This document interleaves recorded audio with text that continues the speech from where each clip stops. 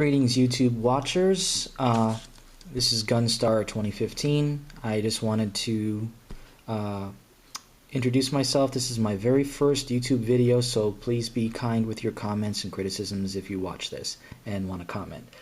So what I have in front of me here is my model 1911 A1 loaded stainless from Springfield Armory.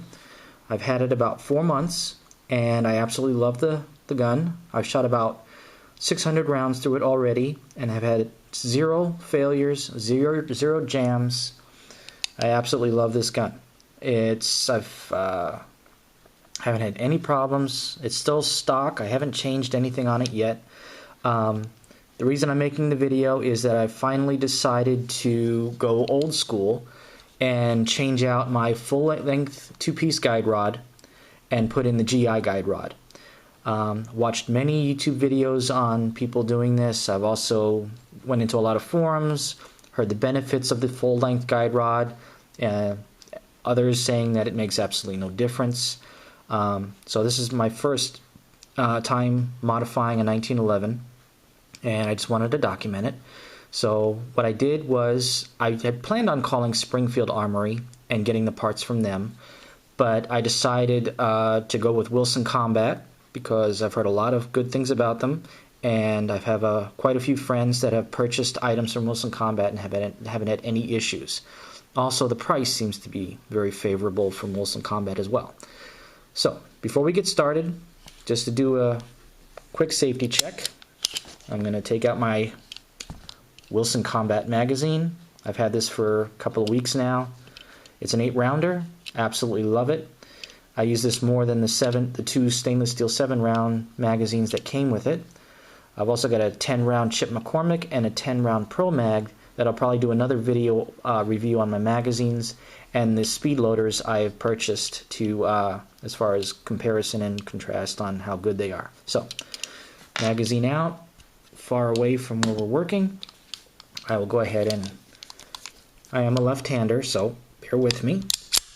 So, still, even after 600 rounds, it's still a little stiff, but you can see nothing in the magazine holder, or nothing in the mag well, nothing in the barrel. You can even do your little finger check for all the safety sallies out there. And as you can see, I've got my full-length guide rod here.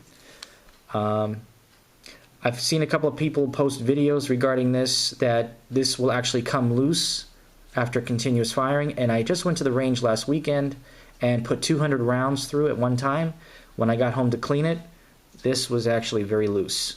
So that's another reason why I'm getting rid of this 2-piece guide rod, because it did come out loose, and who knows, if I had kept on shooting, it may have come right out of the gun on the range there.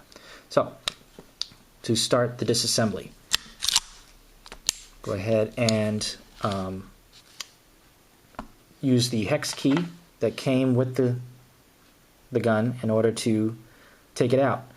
On a brief tangent, another reason why I want to get rid of this is I went and purchased this tool from a company called Real Avid, and this is one that's designed specifically for pistols.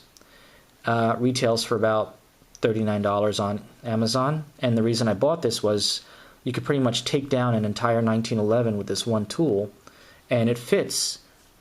It's designed to fit in a standard magazine carrier, either a nice double stack magazine carrier I got, and it does actually fit quite well. The nice thing is it's got a commander and a government bushing wrench already built into it. But unfortunately, when you get this, it says, they say you can tear down a 1911. The problem is the tools that come with it, none of them have a tool that will fit that hex key lock right there, or that the hex key slot. So that's another reason why I'm getting rid of it. So go ahead, we'll start by taking out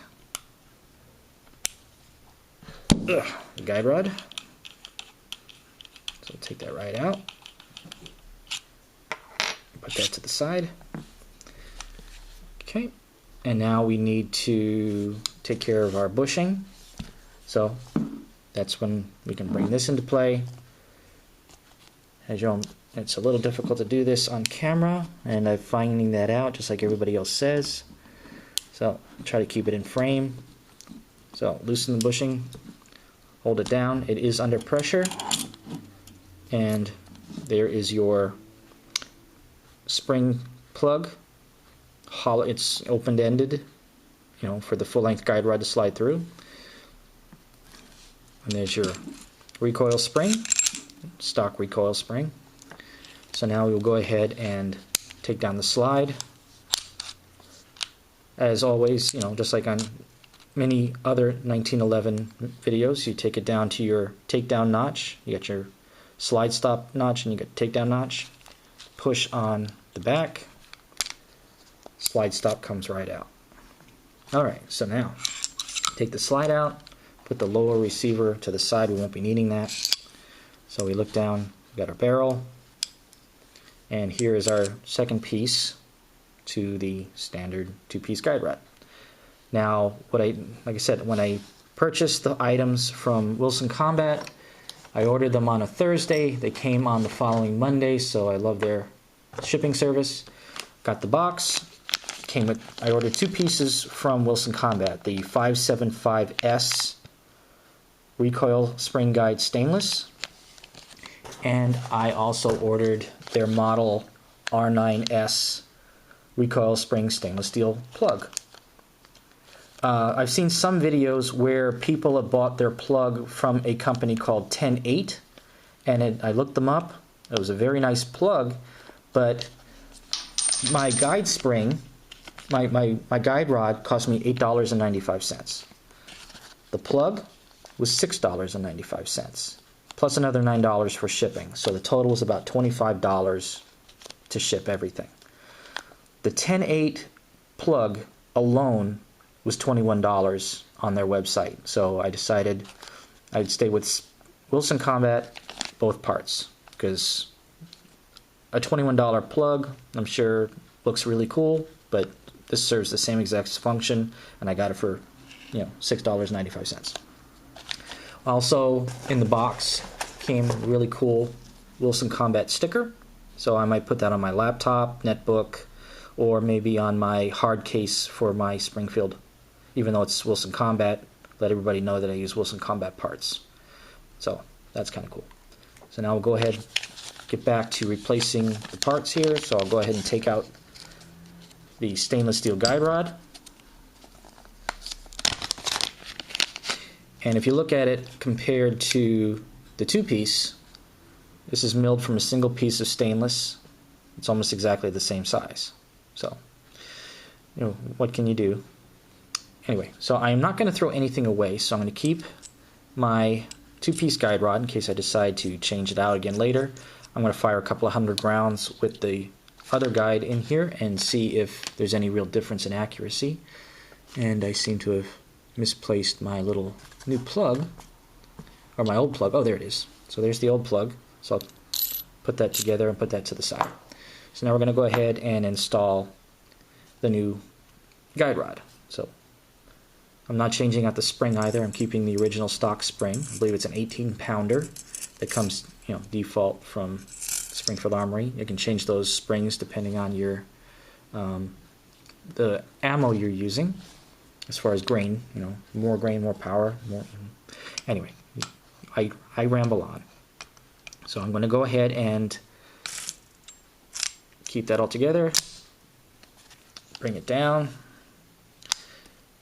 You know, the usual getting it in to the slot correctly here, finding your guide. Put that in. Now, everybody talks about the idiot scratch. Unfortunately, I do have a little one there, but I have read I've seen many videos regarding cleaning out scratches on stainless steel, so I plan on getting a little Flitz and fixing that up. So, again, put that in. Now, since this gun is only about 4 months old and has only a couple hundred rounds to it, that plunger for the magazine, or the slide release, is still really tight. So I'm going to use part of the tools that comes with this Real Avid tool to help me put it back together. So I'm going to line that takedown. What is going on here? Oh, my spring's caught on my bushing. There we go. Get that back. And now I will use the tool. It's kind of hard to see. I'm going to use the tool to push in the plunger, get that, and pop it right in. So, got that. Alright, so bring it back, put that safety on. Now, my new plug. It's actually, now I looked on the Wilson Combat site and they said that you can use the regular size or the short plug. Doesn't make any difference. I went with the government model plug anyway. So now we go ahead and put the plug down.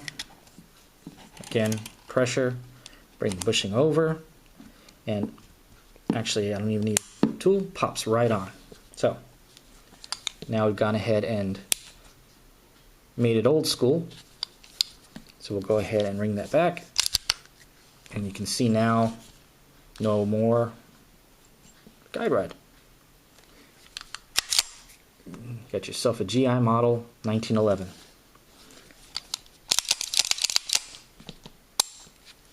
And that's my video. Like I said, my first one. I am hoping to start doing some more video reviews on products that I buy. I haven't owned a gun in well over 20 years. This was my dream gun. I've always wanted a 1911. Figured if I'm going to go big. So I spent way more than I should have on this. But again, I love it. Plan on buying a couple of more handguns in the near future here. A little bit more reasonably priced. I just recently became an NRA certified pistol instructor. So I'll be using this in classes, and hopefully in the next few months I'll be getting my concealed carry permit here in Orange County, California, and work on that. So hopefully you'll see more videos from me.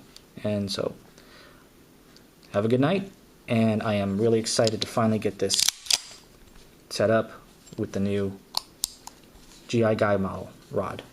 All right. Thank you and have a great night.